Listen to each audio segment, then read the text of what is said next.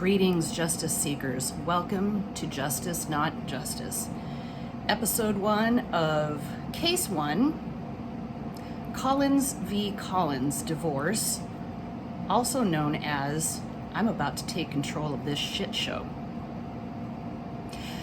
So how is it that a man for 15 years was fully involved in the lives of all 4 of his children, suddenly within a year of filing for divorce, loses all visitation with his children and ultimately is banned from seeing his children, and now has since not seen them for pretty close to another year? Here's how this went down. Warning, there is some disturbing material that is going to be presented here. My job is to present the facts as I experienced them and as they have been documented. Here are the main players in this miscarriage of justice. This is in the Milwaukee County Family Court System. And first we have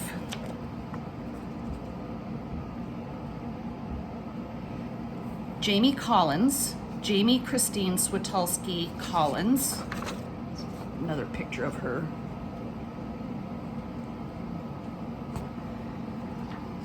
Wife of Jeremiah Collins. That looks like it's backwards. Next we have guardian ad litem, Lisa Bangert.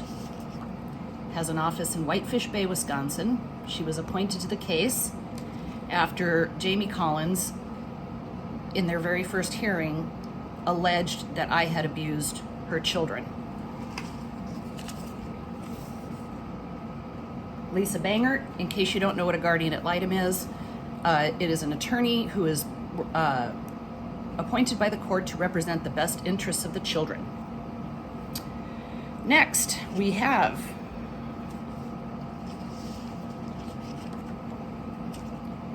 Sheriff David Jepson, sheriff in Jane Carroll's court. Sheriff David Jepson. And last but certainly not least, the Honorable Jane Carroll, who is the presiding judge on this case. The Honorable Jane Carroll, located in Wauwatosa, Wisconsin, I understand. All right, so where should we start? This is a multifaceted, really complex story, although very straightforward, but it's fairly lengthy. I'm going to break it up into segments. All right, so Jeremiah Collins, in around the fall of 2017, after having been married to Jamie Collins and or with her at that point for about 16 years, decided that he was done with the relationship and he wanted a divorce. And he had started talking about that with her, kind of saying, this is going to be happening very likely, and we should prepare for it to the best of our ability. And this coincided somewhat later with the very chance happening that Jeremiah and I met online on Facebook through a group chat related to domestic violence. I was living in Montana, he was living in Milwaukee. He was curious about my postings related to domestic violence, and we began having a conversation. Jamie Collins finds out about these conversations and decides that I'm trying to steal her man, and that the reason why he wants to get divorced from her is because of me. Not even remotely close. I had no intentions of being in Milwaukee.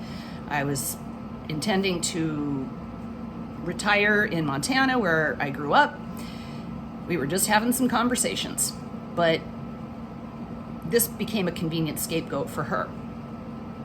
Fast forward to, so now this is about September, October, November, Jeremiah and I are continuing to have conversations. They're becoming far more personal, and we develop a very strong friendship. And he consults with me a lot about his desire to get out of this relationship, and I believe that my friendship with him gave him the strength and the courage to actually follow through with something that he'd been wanting to do for quite a long time. Primarily the reason that he says to me of why he wanted to get divorced was because he worked full-time and then parented full-time on all of his downtime. He had 4 kids together, going to work, working in a very demanding job physically, and then coming home, getting the kids from school, taking them to all their various extracurricular activities, 4 of them. Now there's 4 juggling all around. Bringing them home, making them dinner, getting their homework on point, getting them in the shower, getting them to bed, getting up the next day and doing it all over again, and doing it on the weekends as well. And to my understanding, he had requested of Jamie multiple times that she contribute more to the family dynamic, and she refused and essentially chose to only work part-time to bring in a little change here and there, but mostly just be a stay-at-home mom, even though all the kids were in school. He got tired of it. He was tired of having a partner who wasn't pulling her weight, and he wanted to be done with it. That's my understanding. All right, so as September, October, and November progress, as I said, this is 2017, she gets wind of our friendship and starts to communicate with me, telling me via text and phone call, stay away from my man, you homewrecker, you whore, all the predictable stuff. And I didn't respond. I would just ignore her. I realized what was going on and knew for myself that the reason why Jeremiah was intending to get divorced had nothing to do with me.